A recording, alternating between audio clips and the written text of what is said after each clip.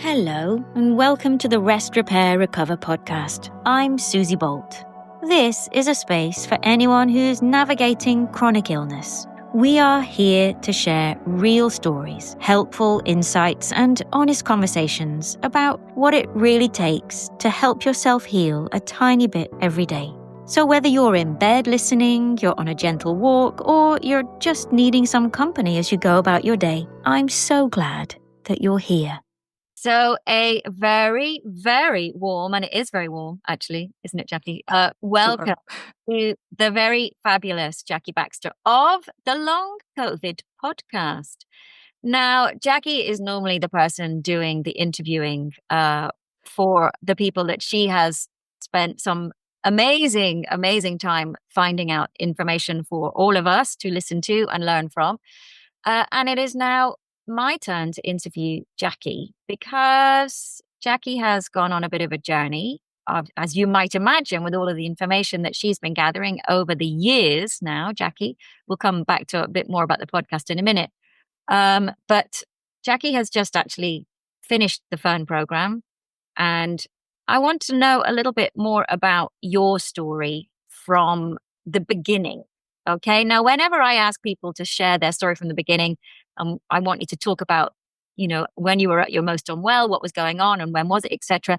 Let's just make sure you remember to not associate back into the emotions too much, because we know that can trigger off the memory, which then can trigger off the sensation in the body. So I'm going to invite you, Jackie, to take us right the way back to the beginning and tell us how come you're here with a Long COVID podcast.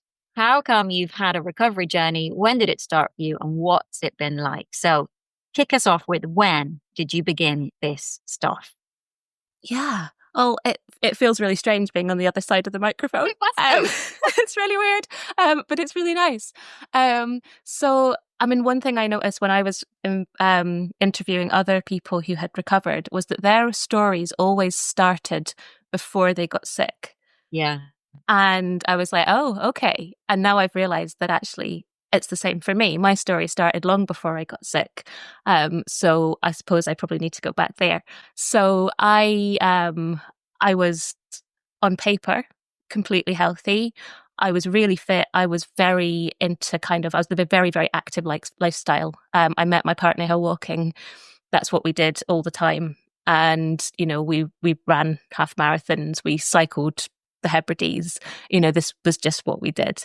And on top of that, or that on top of, I was also working what turned out to be way too many hours in a job that was quite stressful, but I was also making it way more stressful than it needed to be.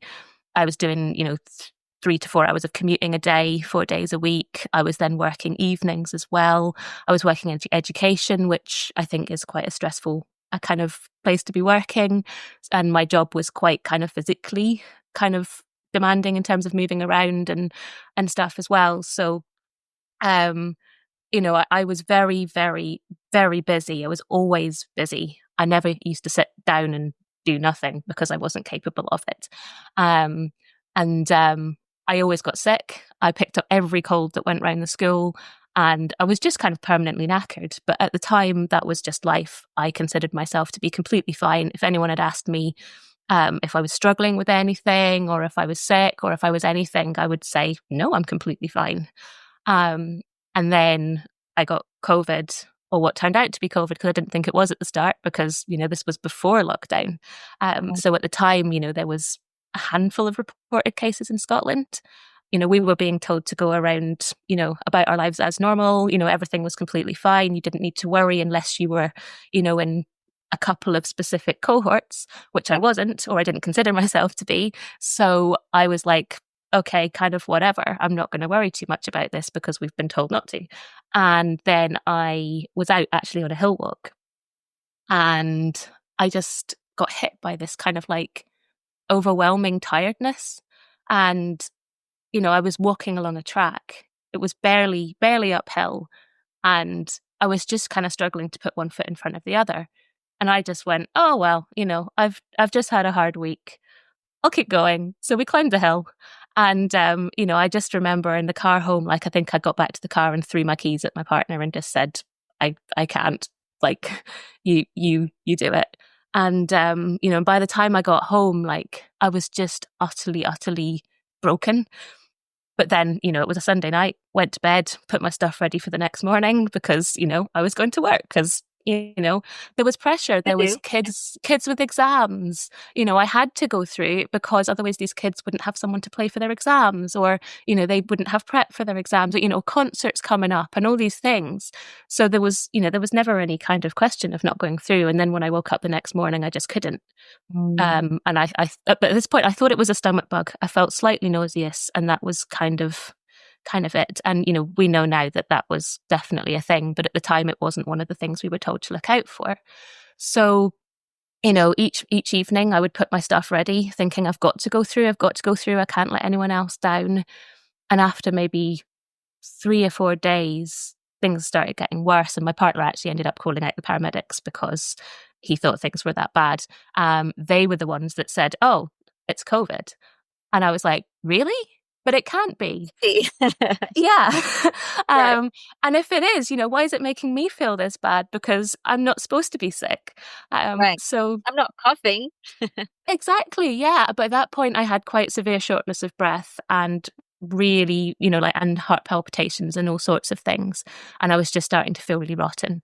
So it was a bit more believable by that point when they turned around and said, "Yeah, that's what it is. We're not taking you into hospital because you're just not sick enough." And I was like, I feel sick enough. But they just said to me, "We're going to leave you here, just rest up for a week and you'll be absolutely fine." And I had no reason to disbelieve them. Of course. So then after a week, I wasn't. It took me, I had better days where I thought, "Oh, this is all over, I'll go out for a walk." Once or twice, I think, within the first month. But basically the first month I was pretty much stuck in bed the whole time. And if I did try to do something, like, "Oh, no, now we're back in bed for 2 weeks." Yeah. After about 4 weeks, I had a couple of weeks where I was sort of pottering around the house a little bit more. I probably was going out for kind of short walks at that point, but I would find I was struggling to walk around the block because I was so breathless. So it was really bizarre. Like, it just felt, and the city, we were in Glasgow at the time, the city was just a ghost town. Yeah. And the whole thing, it was just, I hadn't witnessed the first kind of 6 weeks of this. Malky, once he was past his quarantine, he'd been out cycling and running around town, and he'd come back home and he'd been saying, "Oh, it's really strange." And I was just like, I have no frame of reference for this at all. Complete disconnect. So yeah, I just, when I did finally start going out, there were kind of people around, but not in the centre, which is completely unheard of. Anyway, from about the 6-week mark, I did manage to start doing more. And me being me, went, "Oh, well, this is horrendous, but, let's just start doing some more exercise and build myself back up again," because, that's what I've always done. I've always dealt with everything by exercise. Yeah. So I would do more and more and more, and I was doing okay for it. For about a couple of months. By the time, I think it was about the 3.5 month mark from the beginning, I just hit a wall. And that was, I don't know if that's the point where I'd say long COVID started. But that was certainly where the sort of fluctuating kind of, symptoms and, that we all kind of know as long COVID.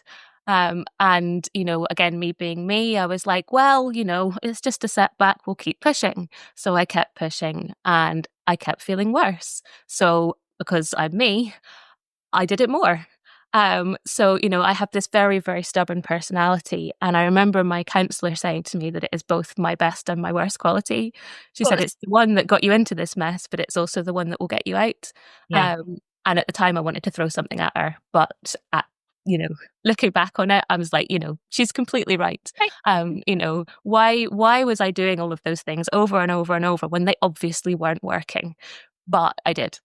I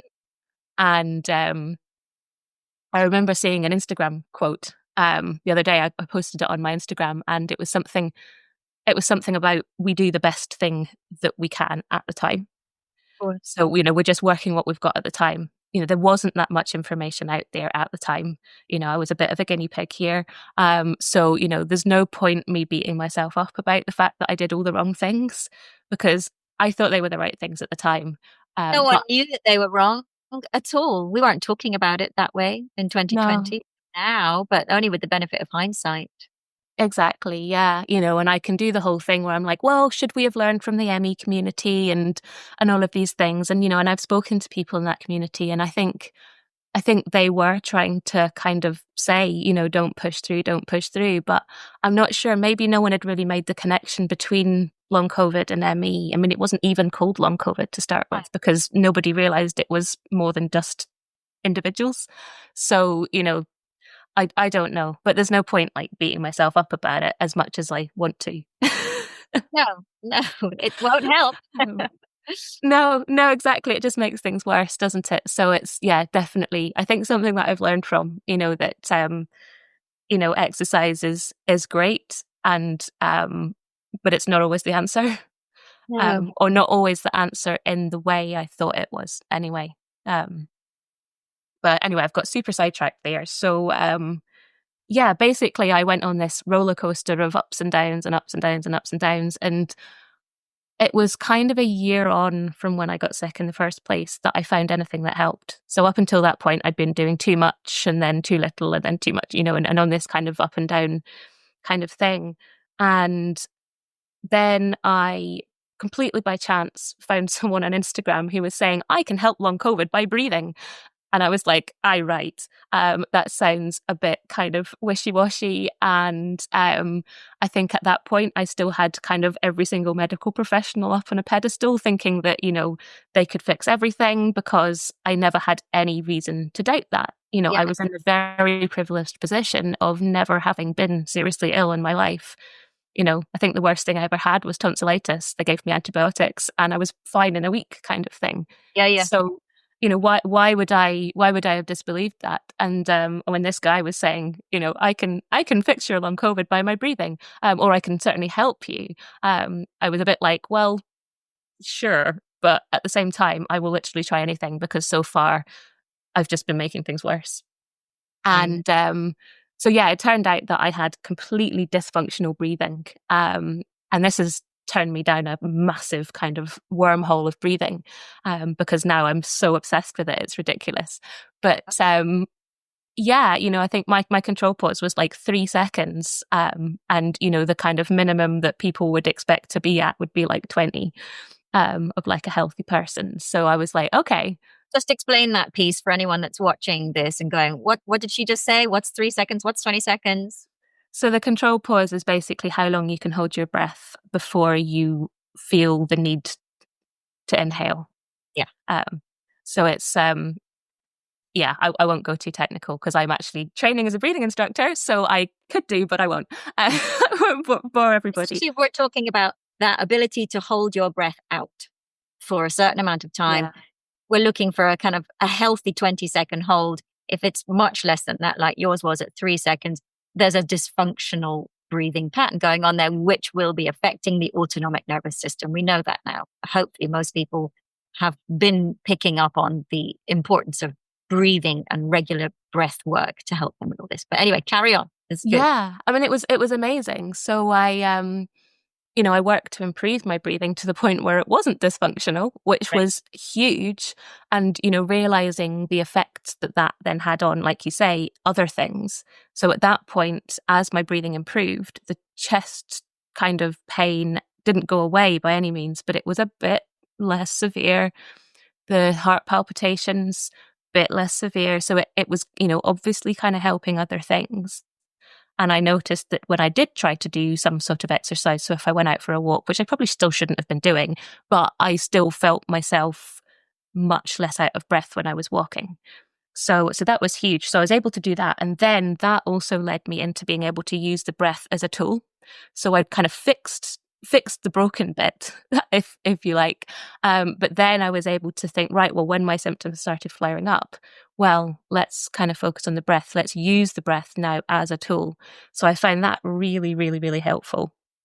And then that kind of led me into yoga nidra, which has been amazing because, I mean, we've discussed this before, my brain, which is like a hamster wheel. It never, ever shuts up. It goes round and round and round and round and round, and it is always, always firing. And it drives my partner crazy. He does this thing where he can sit down and it's almost just like he's been turned off, and he sort of goes, and it drives me nuts. I know, right?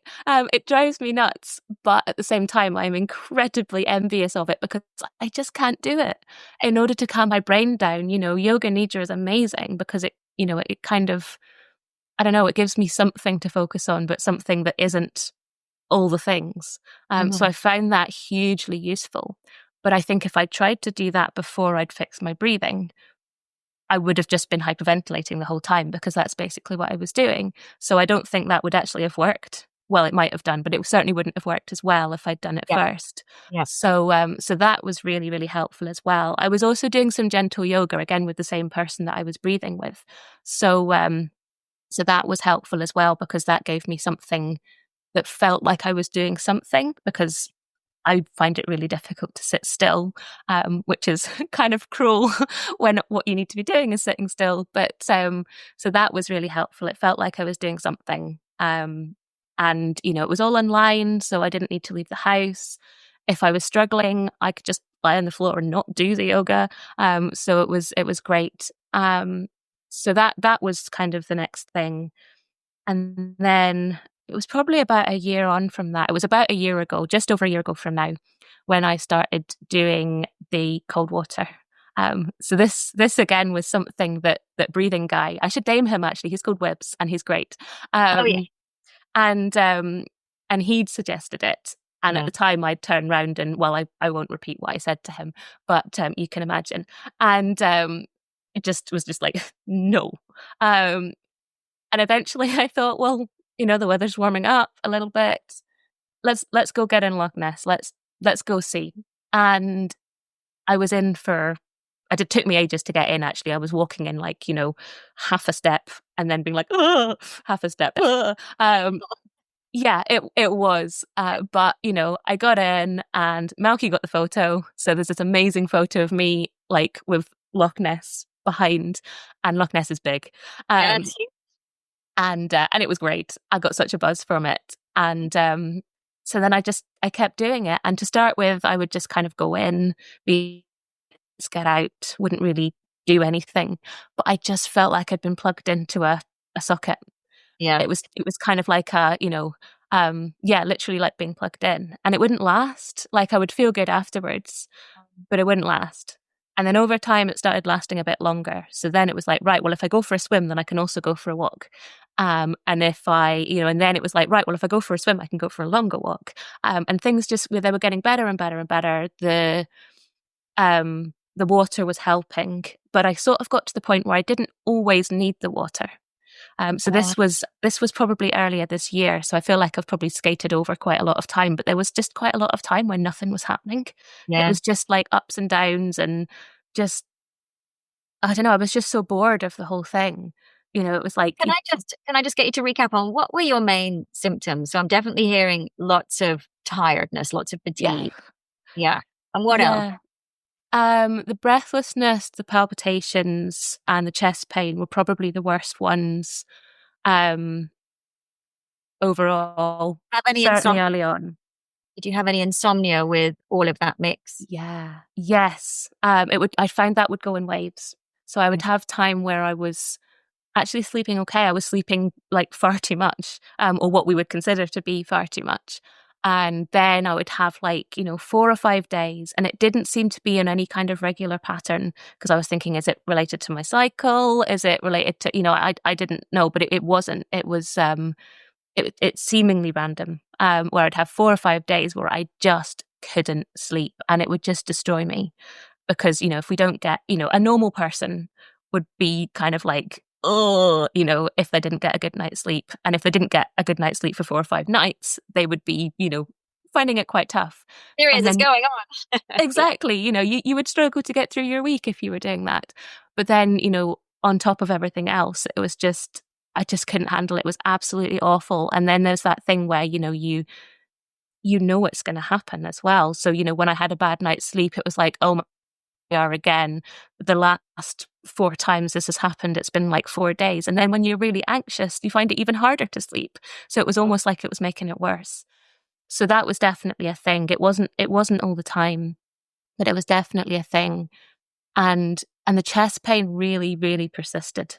The palpitations and the breathing, sort of died away once I'd fixed my breathing pattern, and was doing that for the most part. But the chest pain really, really persisted actually until earlier this year. And eventually because I never went to hospital to start with, and a lot of people have these, stories, and I'm sure they're quite traumatic in themselves, where they've, gone into A&E, whether they've gone in themselves or whether, they've been taken in or whatever, but they've been checked over and they've been told there's nothing wrong with you, which I'm sure is traumatic in its own way because, you know that there is, but at least you've had all your vitals checked, you've had your ECG, you've had, all these things. I hadn't had that experience. So I think although I could turn around and say, there isn't anything physically, wrong, I didn't know that. And I think that not knowing in the back of my brain it was overriding. Yeah, it was overriding anything I could tell myself. So I think it was about a month ago, maybe 5 or 6 weeks, where I just went to the doctors and I said, look, you're going to tell me I'm ridiculous, but can you just tell me I'm not about to drop dead from chest pain? And I thought he was going to kind of call me a hypochondriac and everything, because you hear about so many people being gaslit, and that hasn't happened to me. I've been quite lucky with all the doctors that I've seen, but, I think it was still a worry. And he said, what do you want to get out of this? And I said, I want to be able to walk out of here knowing that I'm fine. Yeah. So he was great. He listened to everything and he said, look, you're absolutely fine. I don't think there's anything wrong with you, but we're going to run an ECG just for everyone's peace of mind, which is a really weird experience, by the way, if no one's ever had that before. I'd never had it. But yeah, it came back clear. Okay, well, that's good. That's kind of what I expected. But if I do get a little bit of chest pain, then I can just turn around and say, no, I'm fine. Okay. You're just doing your thing, and okay, fine, but you're not something I need to worry about. So obviously it doesn't really happen anymore. So that was quite a thing. I'm trying to think what else. I think they were the main symptoms. Just the sort of fatigue, post-exertional stuff. If I tried to do things, but it wasn't always predictable either. Sometimes I would go and do something, I'd be like, oh, I got away with that. That was great. And then sometimes, I would get out of bed and I'd be like, oh, no. Yeah. So it was quite, I'm a person who wants to know answers, which is probably why I started a podcast, right? But it was like, I want to know things. And, I want to look into all these things and find out what's the pattern here. Why is that happening? If I do this, does that happen? And, sometimes it's really obvious. If you try and walk, 3 times the distance that you normally do, then yeah, okay, that is probably going to send you over the edge. But, sometimes it was just out of nowhere. I've no idea what caused it. And it would drive me nuts because I would want to know. But at what point did you start the podcast then? Because you've done how many episodes now? It's up nearly 100, right? I think 88 went out this week. Okay. So yeah, this was back in, I think it was summer 2021. Okay. So to start with, I was actually working from home, which looking back on it, shouldn't have been doing, but I thought it was the right thing at the time. And then I got up to the summer holiday, and normally in the summer holiday, I would throw all my stuff in my car and head for the hills, and that would basically be me. And I would have this amazing summer, and then I'd, go back to work in mid-August, and that would be that. So I was just seeing this 6 weeks of torture ahead of me, where the weather would be, it was summer. I'd want to be out there. I'd want to be doing this. I didn't have work as a distraction, and yeah, I was dreading it. So I just thought, because I'm the sort of person that can't sit still, I need something, but I need something that's not trying to exercise, because, every time I was not doing anything, I was like, what can I do? What can I do? And obviously couldn't do it, or if I did, I shouldn't have been. So I just, I can't really remember what gave me the idea for it, but I just thought I could bring together sort of people. I think one of the things I've noticed through this is this kind of like isolation, and it's partly because we can't go out and do things, but also because people don't understand. So, even if you try to have a conversation with someone who's not sick, they, some people will be nice and some people will be empathetic, and some people will try and ask the right things or say the right things or just try and say something. But everything is loaded, isn't it? If they ask you how you are, that can be a very loaded question. If they say, I hope you get well soon, that can be quite loaded. It's very well meant, but it's just not what you want to hear. And, I don't really want to be hearing about everyone else's adventures because I'm stuck on my sofa doing nothing. So it was quite difficult. So I thought, well, I could bring people together, share some stories, make some people feel less alone, because if I was feeling alone, then other people probably were as well. So that's kind of how it started off. And then it's just kind of spiraled into this incredible kind of thing where I've been speaking to all these people across the globe. And I never imagined it doing this. But I don't know, I think I just realized that I was asking all the same questions that other people wanted to ask. So if I was interviewing a medical I knew about some aspect of long COVID, then I was probably asking the same questions that somebody else would want to. So it sort of gave me this kind of unique viewpoint on it. Well, not unique because thousands of other people were having the same thing, but as a kind of podcast host, I guess. So yeah, I mean, it really was a bit of a lifeline for me. I mean, it was obviously out there helping other people as well, but all the people that I've met that have helped me have kind of been people that I've met through the podcast. Yeah. I met you through the podcast. Episode 7 and 77. Was it all the sevens? 7 and 77. Exactly. That wasn't even deliberate. That's amazing. I love that. So yeah, I mean, it was incredible. I mean, I learned something from everybody. Some people obviously had more of an impact on me than others, but every time I would do an episode, I would, I'd come off and I would always feel exhausted, but I would always feel kind of buzzing as well, like in that kind of like I'm too tired, but also wired. Yeah. So I'd go through and I'd be like, oh, Malky, like I just learned this and this and this and this, and he'd be like, can you shut up? And I'll just listen to the episode when it comes out. And I was like, oh, okay, fine. But yeah, it was really great, and it's helped me so much. And I didn't set it up because I wanted people to tell me I was great. Like, I don't have that much of an ego problem, honestly. But it was really nice as well when, I wasn't working, because at the end of that summer, I actually ended up going on to sick leave and haven't been back at work since. So, I think when we're not working, this is a problem of society, I think, that we feel useless. Our productivity and our self-worth shouldn't be linked. So I was just feeling kind of useless, sort of lying around the house doing nothing, or then trying to do things and regretting it. And it was really lovely just getting messages from people saying, oh, I listened to such and such an episode and this has really helped. Or there was someone that said, oh, I credit you with getting me in a position where I can actually be back at work. And I was like, I'm not sure I can take the credit for that, but it's lovely to hear from people, and the people that I have connected with through it, and through the whole kind of long COVID community as well. I suppose it has been one of those kind of silver linings, I guess. I've met some really incredible people. Yes, I probably wouldn't have done otherwise. Well, no, exactly that. And thank goodness we had the technology to do it, and that's something that I'm always kind of thanks the Lord for having everything set up for us to be able to connect with people globally, virtually, in a way that allows people that are too ill to leave their houses to not feel so isolated, because isolation is so damaging. That feeling of I'm really not well and I'm on my own, or I'm misunderstood, and if you're left to just sit with that on your own, that's terribly damaging for one's mental health and physical health. So, you and I both kind of took to action, along with lots and lots of other people as well. Right, I'm going to do something, probably because we have very overactive minds and need to be doing something with them. which may well be part of the problem, in the first case, but it's fine.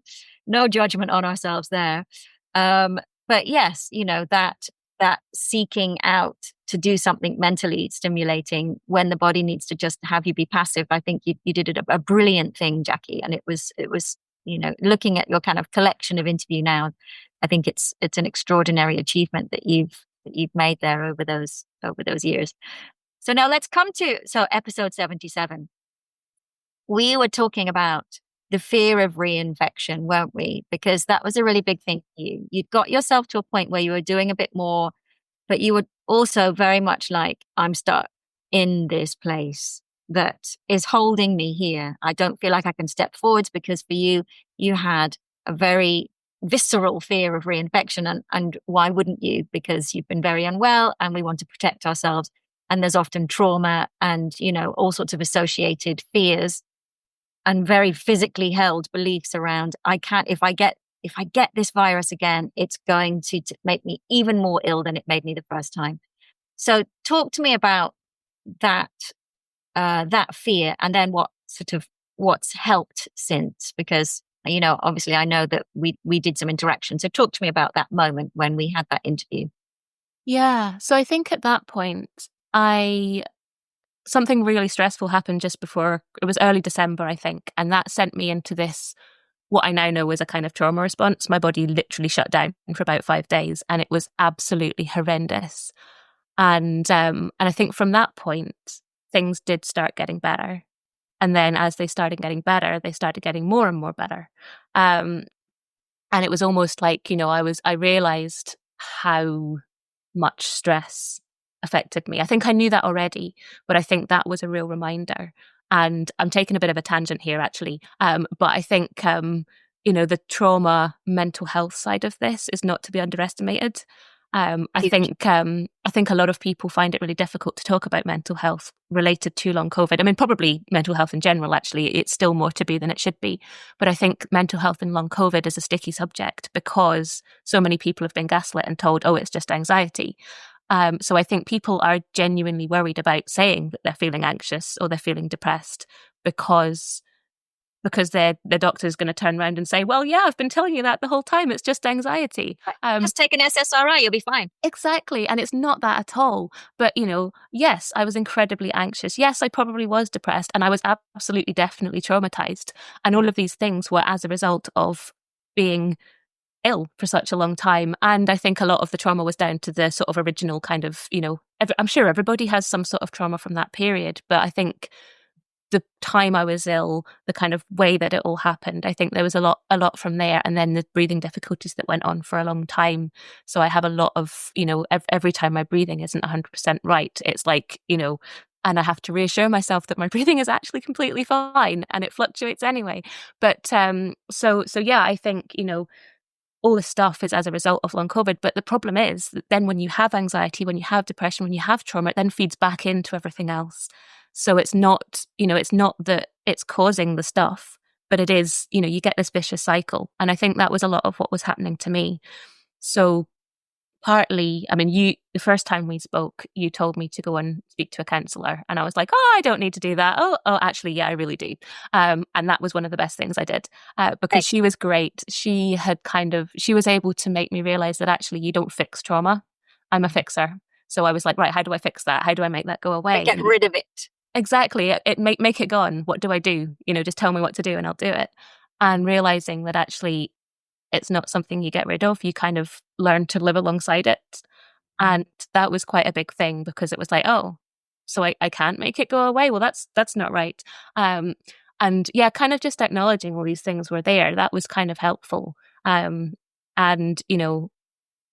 yeah, so I think that's a really big piece. So yeah, I think, in sort of early part of this year, things were starting to get better.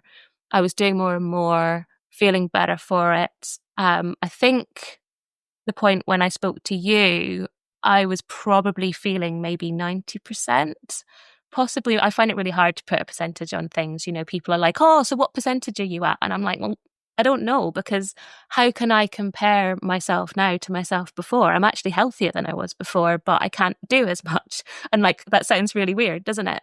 So yeah, I was doing really well. I was thinking, everything's kind of going right. Actually, what I need to do is build some confidence, but I still had this really big piece, as you said. And I still am, scared of getting sick, because I was already sick. I was just kind of crawling out of this hole, starting to feel like I was seeing that light at the end of the tunnel. And I just thought, well, if I get sick now, it's going to catapult me back into all of this. So I was terrified about it. I wasn't going I was going out places, but it was always outside. I was very nervous around kind of groups of people. My partner's been working from home, and I was just like, how can this not be the best thing possible? You're working from home. You have a job that can be done from home. What are you complaining about? Like, let's stay in forever.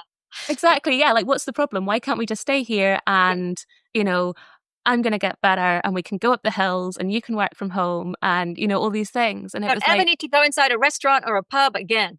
Exactly. We never need to go anywhere. We don't need to see people. And, and it wasn't like we weren't seeing anybody, because we were seeing people, but it wasn't, he was like, oh, I just want to go to a pub.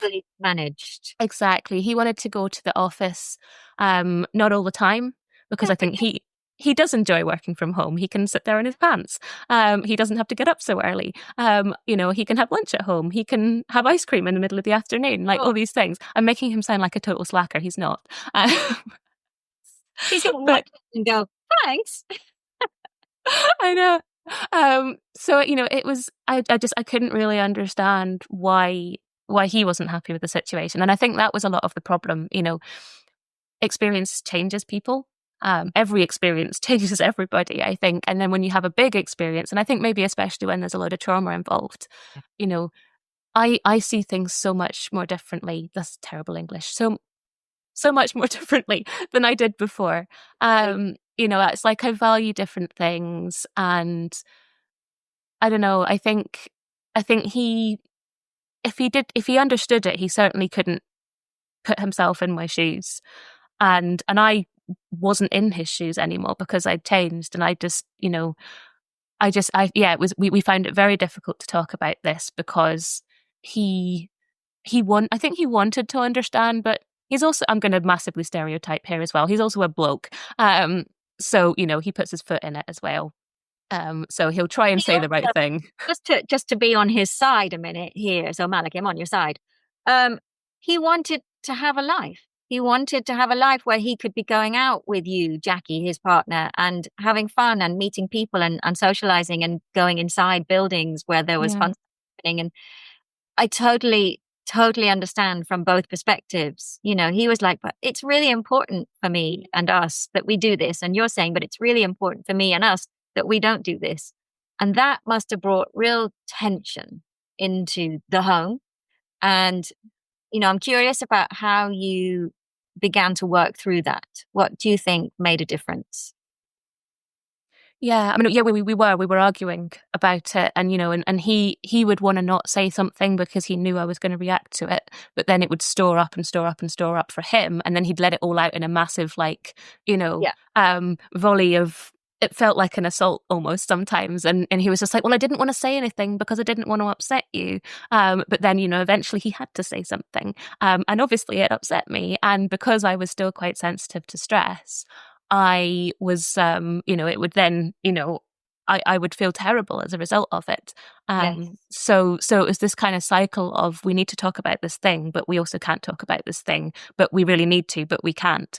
So it was a bit awkward. And I think somebody got in touch with me through the podcast and said, I think they actually were wanting me to do an episode on how important it was to avoid reinfection, I think was actually what they were suggesting. And I was just like, yeah, I totally agree with you. And I had people kind of lined up to come on not lined up, I'd never approached anybody, but I had a few people in mind. And then I also thought, it would be really good to get a balanced view, because I knew that you had talked about this previously, because I think someone else had mentioned that. So I thought, well, could I get the both of you on together? And then I just thought, this is going to be a mess, because it's like, I think in the end that was why I approached you, because I realized that this was something that I needed to do something about. And, I don't think I want to go to massive gigs like I did before. But I need to be in a position where I can, maybe cope with Malky going to the office occasionally, or, some of these things, I need to do something. And I think that's been one of my things the whole way through. It's always been, what can I do? I remember Dr. Boone Lim saying to me, something that I stuck on a post-it and put on my wall. It was like, don't let what you can't do prevent you from doing what you can. And that really kind of struck me at the time, because what we do is we focus on all the can't, because there's so much can't. And there's so much can't. And then when all you think about is what you can't do, it's exhausting. And then that feeds into the already level of exhausting that we have, which is already more exhausting than we want. So I think that really struck me. So it's always been, right, what can I do? We don't need to worry about the can't, because we know all that. I think that was kind of what I was thinking when I approached you to do that episode, because it was just getting to this point where, Malky and I aren't going to make it if I can't find some way of coping with some of this stuff. And part of me was like, well, maybe we shouldn't if he can't handle me. But at the same time, accept me for who I am right now. Yeah. Maybe this is not meant to be. But at the same time, that wasn't what I wanted. So I thought, right, well, we need to find some way of some sort of compromise, and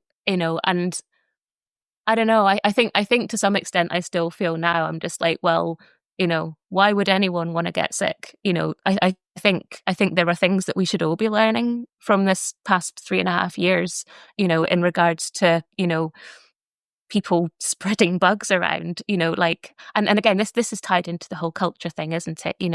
If you're sick, you should be allowed to be sick, right. Even we if it's encouraging people to stay home until they're better. Exactly. Whereas this culture we have, it's work. You have a cold, well, you still need to come in. It's like, no, actually, if you have a cold, you're sick. You should be allowed to take a couple of days off, and then you'll get better quicker. And you're not going to lose 50% of the workforce to the same cold. Exactly. So all of these things we should be learning. People shouldn't be going into public places when they're not well. But the problem is, a lot of people go into public places not realizing they're sick. So even with the best of intentions, you still can't avoid everything. And I think that was the thing that was scaring me. Yeah. Because you didn't know you had COVID. You didn't have any of those symptoms. You just felt tired. Now we can go to work and feel tired regularly, right? But you don't know you've got a virus that might be something that, is about to massively disrupt your life. So, one of the things that we talked about in the podcast was, there are those people that are rewarded by the safety that they set around them and the smallness that their life is kind of made in order to keep themselves safe. And then there are those that are rewarded by the risks that they take and the adventure that they invite in. And it's about making sure you're not too stuck in one of those camps, not putting yourself massively at risk, unless you're really happy with that, but also not closing your life down entirely.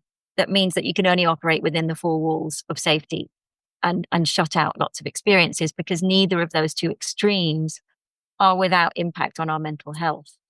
And I could really see, I could see you were hanging on to that kind of rock of safety.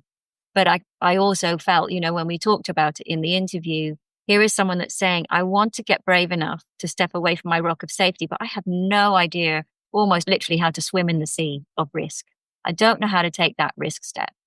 And it really struck me, you are one of probably millions of people who have that same thought, and time again, I encounter people who are going, I just can't get it again. It's like, okay, is that because you believe what? Or I believe if I get it again, it will make me even more sick. And actually, that's when I started to realize we don't have enough reinfection stories going on out there. We don't have enough positive stories around, oh, I've had it 4 times now. And actually, each time got easier and easier and easier. We do need to talk about that and share that piece. And I also have to say here, not everyone is that the case. Every now and again, and I have to say it's a really rare moment, but every now and again I encounter someone who goes, no, it's made me more unwell. But it is important to look at the stats on that. From most people that I encounter now, and as you know, we've got a very big live group that I have with the Rest Repair program. So we often talk about it there.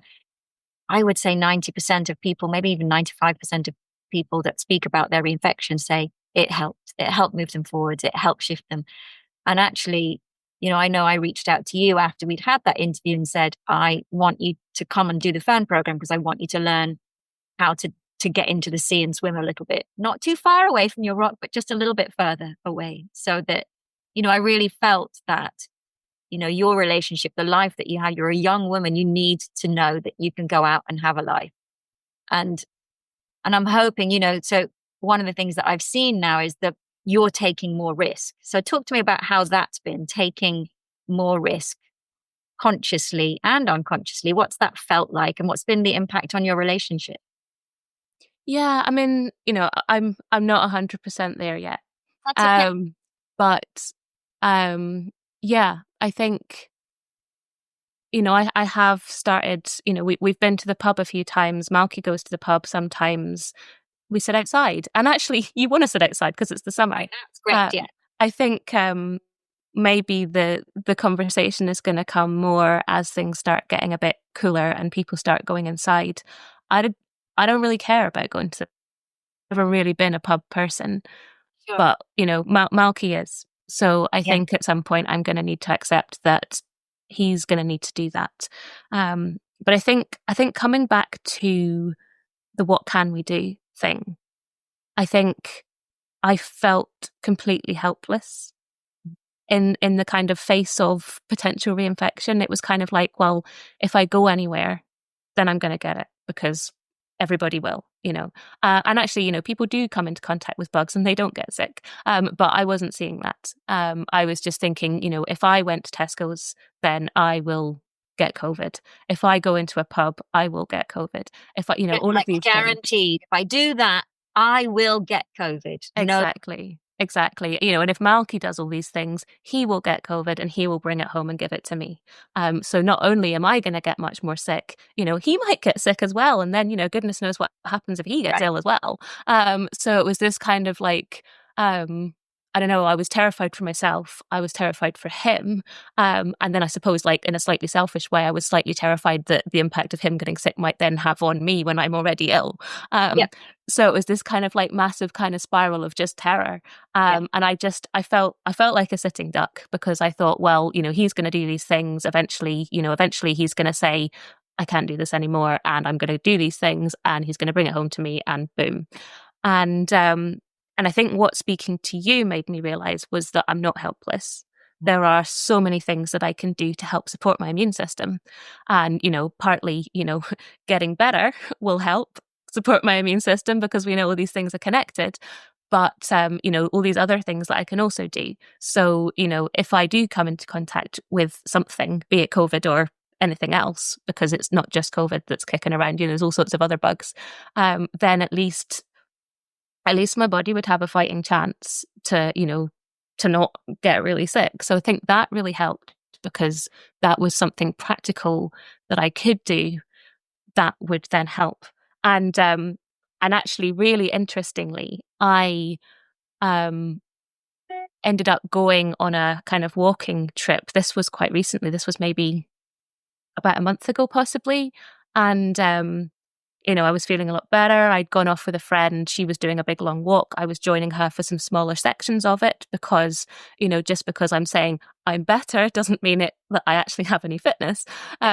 So I was joining her for some bits of it. I was being a bit careful to not overdo it, but, sort of being able to kind of let myself go and do things. And I joined them in a bothy one night. So I don't know if people know what bothies are, but they're basically little stone huts in the middle of nowhere that we have mainly in Scotland. There are some in England and Wales as well. And they're basically communal huts where anybody can go and sleep. It's very, very rustic. Yes. Yeah, it's literally a refuge. From the And stalls, so to speak. yeah, exactly. And I used to go to some of these before, and sometimes you'd get it to yourself, sometimes you'd have so many people you were literally sleeping on top of each other. And it was always good fun. So I'd gone and I took my tent because I thought I will not feel comfortable sleeping in a room with all these other people. And I can run away to it anytime I need to. So I got there and it was absolutely lashing down with rain. So I pitched my tent in the rain and the wind and thought, gosh. So then I sort of drawn to that idea. So I went into the bothy and, I was in there for sort of a couple of hours probably. We had the fire on. It was really nice. And then I went and slept in my tent and woke up in the morning and it was all sunny and I went for a swim and it was great. But then once I'd had my swim and everything was great, I realized that one of the other guys that had been in the bothy last night, he wasn't just tired. He had some bug. And I instantly went, well, again, I'm not going to say what I said because here we go. Yeah, exactly. And I was starting to go into this massive panic of, oh my goodness, not only am I going to pick up this bug, but also I'm a good 10K from the road. It was quite a remote spot that I'd managed to get myself into. And it was just like, oh my goodness, oh my goodness, oh my goodness, what have I done? The one time I allow myself to go and do something and to go and have some fun, and I kind of let go. And now I encounter this person who's going to make me sick. And oh my goodness, why did I listen to Susie? I'm such an idiot. And then I thought, oh, hang on, maybe I should listen to Susie. What would Susie do? Yeah, what would Susie do? Well, she wouldn't fly into a blind panic, that's for sure. No. So I thought, right, well, maybe I have picked up something, but what can I do to try and kind of negate this?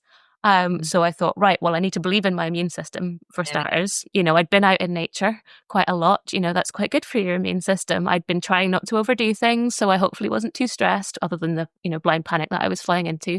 So I thought, right, let's believe in this. Because is everybody who was in that bothy last night, is everybody going to come down with this bug? Well, maybe they are, but generally not everybody gets it. So I thought, right, let's do that, and let's just try and be practical. And I walked out from there with my friends and had a relaxed evening the night after.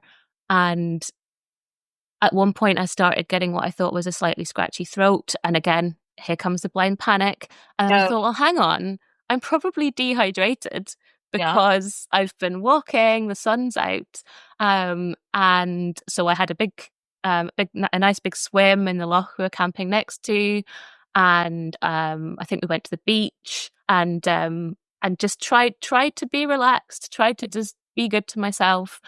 And I think I must have driven home the next day thinking, oh, gosh, but I was convinced while I was driving that I was going to get home and I was going to be in bed for a week, and I wasn't. Every time I started falling into that, I tried to just go, no, no, come on, this might not happen. It might do, but it might not happen. And I was absolutely fine.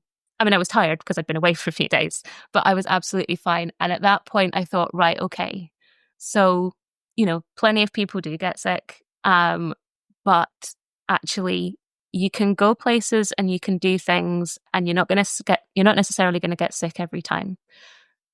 So I think that gave me a little bit more kind of faith in my body to actually behave itself.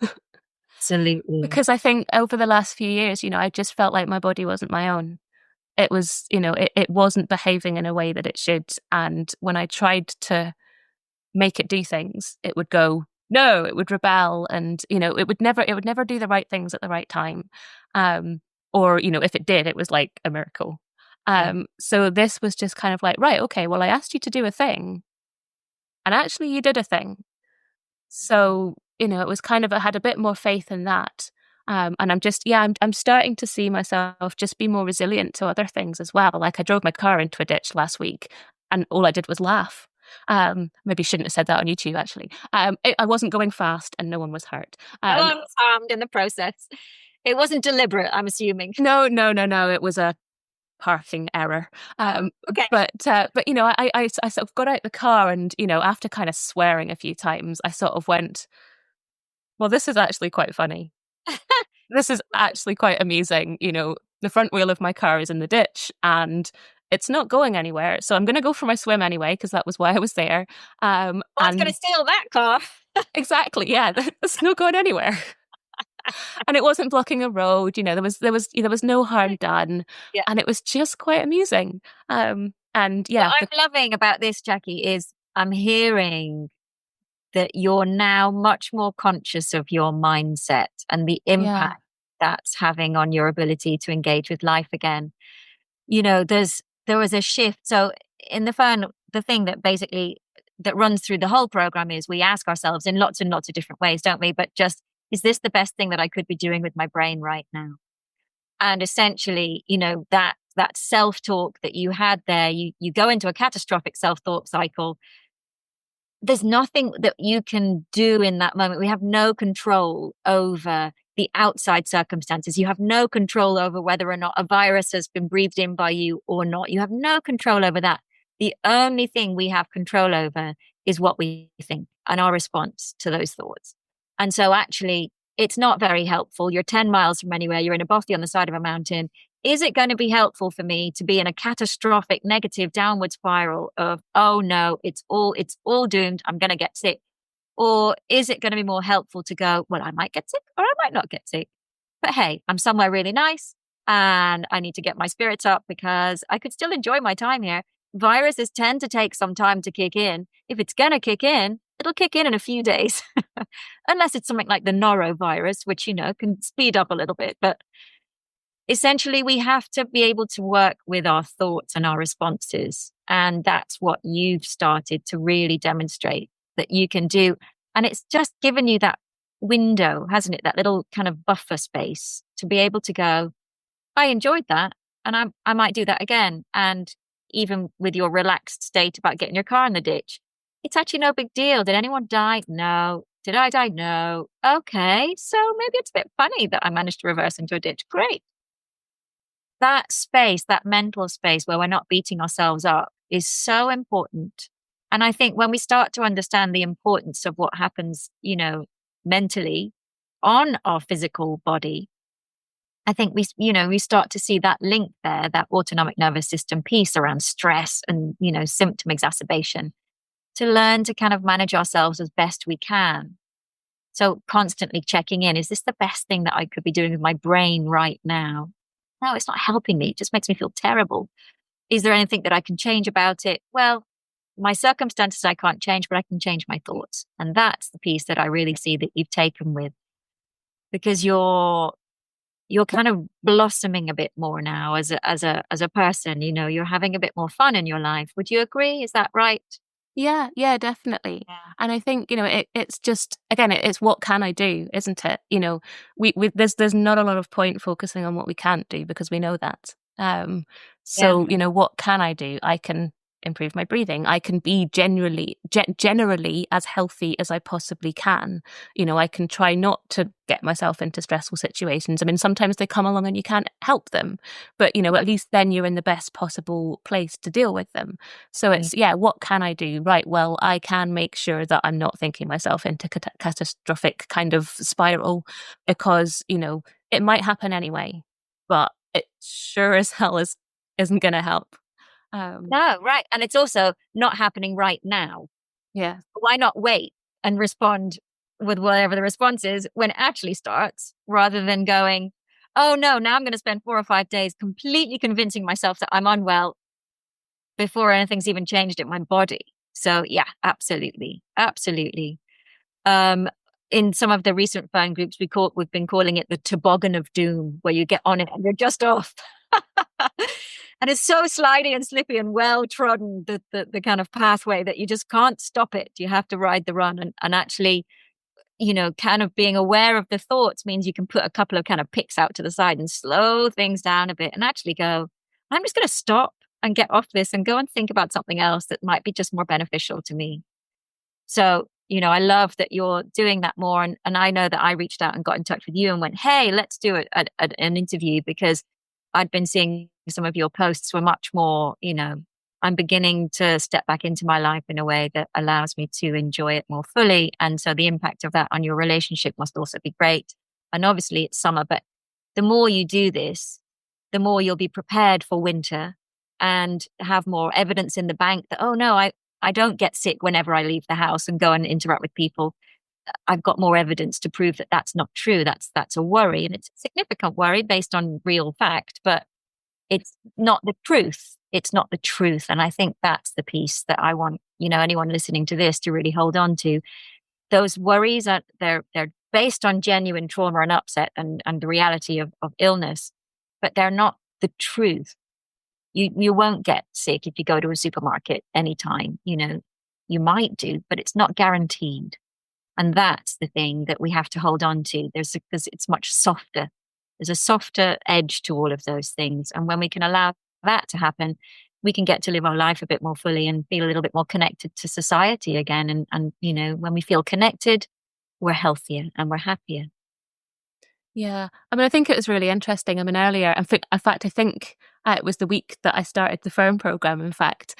And I had picked up what turned out, I think, to be a stomach bug. But I just hit the deck on Monday morning. I got up and, within like half an hour, I was like, oh gosh, I feel awful. I'll try to do some yoga. Nope, that was far too active. I was lying on the floor trying to do a yoga nidra and I just couldn't even do that. And I ended up spending about 36 hours in bed, not moving. And it was absolutely horrendous. And I remember, to start with, obviously, I did the whole, oh my goodness, I've managed to pick up COVID. Where have I picked up COVID? I haven't been anywhere. All COVID. It's not anything else. Exactly. And, and again, I think partly because that was how my COVID did start. It did start it was a bit like a stomach bug to start with. Same for me. So that was kind of like, so I went straight into that. And then after about half a day, I was like, I'm not sure this is. And, I think it was just a stomach bug. And it was once I realized that actually it was just a stomach bug and healthy people get stomach bugs. I was like, oh, so is my body behaving like a healthy body? Like, this is horrible. Yeah. Like, normal people do this. Right. And like, it was a horrible, horrible experience. But yeah, it was quite interesting just to kind of be like, right, well, I just have to ride this out then. And it knocked me out for, I was in bed for a couple of days. And then after that, I felt pretty kind of weak after that, because I hadn't been able to eat anything. I'd just been feeling really awful. But then, after about a week, it was maybe 10 days before I was back to kind of how I was feeling before. But it was, I was kind of like, okay, this is a bit more normal. Okay. I mean, not nice normal by any means, but it was a thing. Well, I think the thing that, people sort of lose sight of when they're so focused on everything that's going on with their body being to do with COVID and that recovery from, they lose sight of the fact that actually there is not one sort of permanent state of health that we're working towards in our recovery. We're just working towards a regular homeostasis, where people will get sick. And then, the piece that we want is for people to get sick and then get better and for it to not take a really long time. But the getting sick bit is about as normal as it gets. And, we have to embrace the idea that we will pick up bugs and viruses because that's what happens. But just to not be so afraid of them when they happen and to not catastrophize it and attach it all back to that period. We have to have full stops and draw lines under things and then say, oh no, now I've got a new stomach bug, but it's nothing to do with this past, this narrative, and allow myself to just do what I need to do and feel rubbish for 10 days. And then, I'm okay again. So yes, I think that's a really interesting comment that you've made, because a lot of people I meet, and talk to on the program go, oh, but surely there's a point where we're just healthy every single day. And I'm like, I wish. I know my days fluctuate, from morning to afternoon, never mind from week to week. So, and that I call myself healthy, so we have to also understand what is our definition of recovered. What does recovery actually feel like? What am I expecting to recovery feel like? Because I think sometimes it's unrealistic what this version of recovered self is supposed to look and show up like. And I think, we're human beings, and we fluctuate day to day, sometimes hour to hour, and that is pretty normal. So also beginning to change the kind of the bar for which people are headed for, I think is quite an important thing to take into account as well. Most people are changed by this experience, by this, I know that my immune system has changed. Well, actually, not my immune system. I think my immune system works better than it's ever worked before, because I really know how to look after myself. I think my energy levels, also I'm 51, my energy levels, my hormone levels change my experience of things as well. But I definitely am very forgiving of myself now. If I feel terrible, I just go, feel a bit terrible. Go and go and have a rest. Okay, I will. I won't try and achieve anything whilst doing it either. So, that has been a piece, I'm sure, for you as well, that you've taken on board. Yeah, I mean, the definition of recovery thing was quite a big thing for me. I remember there's been people that I've interviewed where they've said, I had a moment and suddenly I was cured, kind of. It wasn't quite that dramatic, but it was kind of like, I just knew. So I was thinking, right, okay, so I'm expecting these kind of fireworks to go off. Yeah. And, things were getting better and better and better. As I said, I thought I was doing really, really well. And then when you suggested the firm program, that was really helpful. It just really tied together a lot of stuff that I sort of knew quite a lot of it, but it was very kind of jumbled, and you put it into this little box that was very helpful. And it was really, really helpful because, it just kind of reinforced all sorts of things, and, and put them into a sort of, presented them in a way that was useful, rather than the sort of, chaos that was going on in my brain, where, and I was doing things and then you put a name to them and I was like, oh, that's a thing. Oh, okay. So now I can actually, rather than doing it by accident and finding that it works, I can actually do that as a thing when I feel I need it. So I think it might have been the final session where I sort of said I realized that actually I don't think I'm sick anymore. I wouldn't call myself recovered, but I don't see myself as a sick person anymore. And that was quite exciting. And then after that, I was feeling better and better and better. And I was doing more and more and more. I was starting to do a lot more exercise and I was feeling okay. And I was just kind of like bumbling along a little bit. And I don't know, at one point, it wasn't like I was really thinking about recovery. I was just kind of, I knew I wasn't quite there yet, and I knew it wasn't fixed, and I knew there were still things and there were still, pieces and everything. And then actually I was being interviewed for Laurie Rivers' summit.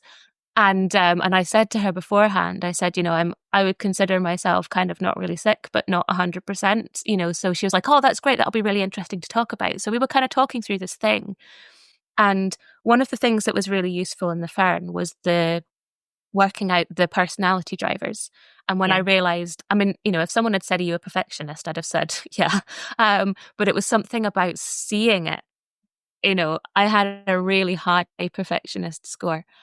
And not only that, I think I also had the speed, the need to be perfect, but also the need to do it really fast. And so I was saying to Laurie, I was like, realizing that I was a perfectionist, that was quite useful, because then I could kind of try to counter it. So when I felt myself being a bit, perfectionisty, I would sometimes be able to recognize it. I'd be able to step back and say, are you being a bit you? Do you need to maybe just take a step back and maybe ask somebody else if you think it's good enough, kind of thing, rather than me being me. And then I had this moment with Laurie where I was just like, wait a second, I'm being a perfectionist with my recovery, aren't I? I think I'm better, because I was doing this thing where I thought, right, well, I'm still a bit anxious. I'm still, around about people, there's still trauma bubbling around. I'm still hypersensitive of everything that's going on in my body. And then I kind of thought, well, that's the new me. That I am going to be more sensitive about what's going on in my body because I'm listening more.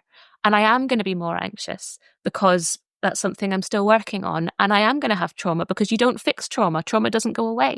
So all of these things, they are part of Jackster 2.0. And that is exciting. Yeah. That is the new me. So at that point, I was just like, hurrah, So I have no idea how that interview is going to turn out. That interview is going to be hilarious to watch back.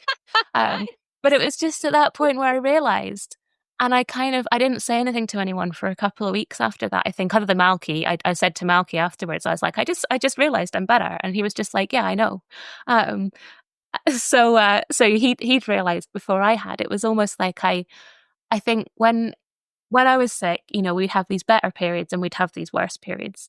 And when you had a better period, you'd fall into that trap of thinking, well, not even that trap, that kind of thing where you're like, this is it. Things are getting better. Things are getting better. I'm going to get better. This is great. This is going to be the one. And then you'd hit a dip and it would be awful and it would be traumatic, every time you hit that dip. And then you'd start going up again and you think maybe this is the time. And when that happens over and over and over and over again, you start to lose that belief. And I think one of the things I realized was the belief in recovery was really important, but it's impossible to have that belief sometimes when you're constantly having your hopes dashed. And I think for me, a lot of the time, it wasn't even belief. I mean, it was, but it was almost this kind of like refusal to accept that I wasn't going to get better. It was like me digging in my heels and going, yes, okay, today I'm feeling terrible and okay, maybe I'll allow myself to wallow a bit because, I think that's okay to do it. But, okay, tomorrow, let's try and see what we can do. I'm not doing good. So what are we going to do? Right. Well, we're going to go back to the yoga. We're going to go back to the yoga nidra. If I can't leave the house, then we'll go for a cold shower rather than a loch. And then when I've got a bit more energy, maybe a couple of days later, then we'll go for a swim. So it was this, just kind of really digging my heels and then just refusing to accepting that I'm not feeling good now, but I refuse to accept that I won't get better. Yeah. Well done. So yeah, I don't know if that's healthy, but that's what it was. Well, it's got you to where you are, Jackie, which is great. So, refusing to believe that you won't get better, I think is super important. Actually, if we resign ourselves, then we stop wanting to do the work. And actually, it does take work to recover. We have to work on the mind and the body. And we need to really treat it with integrity and respect. And we have to respect the journey psychologically, physically. But if you just kind of surrender to it, then progress slows down. And I think we modify our lives entirely. And that for some people is what they need to do. And for others, that then keeps them stuck when maybe they don't need to be stuck. But, you never know until you're on the journey. So I think there's one thing that we can kind of share with everyone today. And that is, if possible, don't give up the hope. Don't give up the belief that, you can get to a point where your life is one that you really want to live again and that it's enjoyable. And, it might be different. There might be changes. But actually there's and we talk in the Fern, so your upgrade to Jackie 2.0, we talk a lot in the Fern about creating a new operating system where you can kind of move out towards, a future you where you've taken all of the wisdom that you've learned on the way and you take it with you to make sure you don't repeat patterns that may have contributed to you getting as sick or whatever it is, so that, you've just got more respect for your own well-being and respect for, mental and physical health. That's Jackie 2.0. Yeah, exactly. And I am a very different person to what I was before. And I think I'm a better person. I think that's why it's 2.0, isn't it? It's, yesterday I went hiking and it was really hot and I was really tired afterwards, but I did it. And it was fantastic. And, this is stuff that I'm still going to do. But today, instead of going out hiking again and doing the same thing all over again, I'm having a slightly more restful day where I talk a lot. And this afternoon I'm going to go for a swim. So, right. It's kind of, I don't know, I feel like I have a greater respect for my body. I'm not invincible. I think especially when you're young, you feel invincible. And, this has proved to me that I'm not. But also I'm maybe stronger than I thought I was because I've managed to come out of it. Yeah. So, we've done this. So let's try not to end up back there. Let's, try to be as healthy as we can. Let's, healthy in every way, whether it's, body, mind, I mean, the same thing really, aren't they? So, I think, a much greater respect for what I'm putting myself through, I think. Well, the big thing that has served you very well is your absolutely dogged resilience. So, Jackie, I love that. I love that. And I love that you've, got all those wonderful interviews now behind you. I can't wait to see what you do next. I did ask you the other day to put together a brilliant book on cold swimming for recovery. So I'm hoping you run with that one. That could be a thing. That could I definitely want be a that to thing. be a thing. I think that would be so good. Places where they don't take too much effort to get to, that are, nice and gentle and easy. That I think that would sell. I'll do it. Good. So it's been absolutely gorgeous talking to you today, Jackie. Let's sign off now, and hopefully people who are watching this interview, listening to this interview, can really take some of your resilience and kind of rub it on and keep going forwards, because, I think the thing is, just don't give up hope. Thanks so much for listening to the Rest, Repair, Recover podcast. If this episode brought you comfort, insight, or even a little spark of hope, I'd love it if you left a review. It really helps more people find this kind of much-needed support. And if you know someone that needs to hear this too, please share it with them. I'm sending love, as always. Look after yourselves.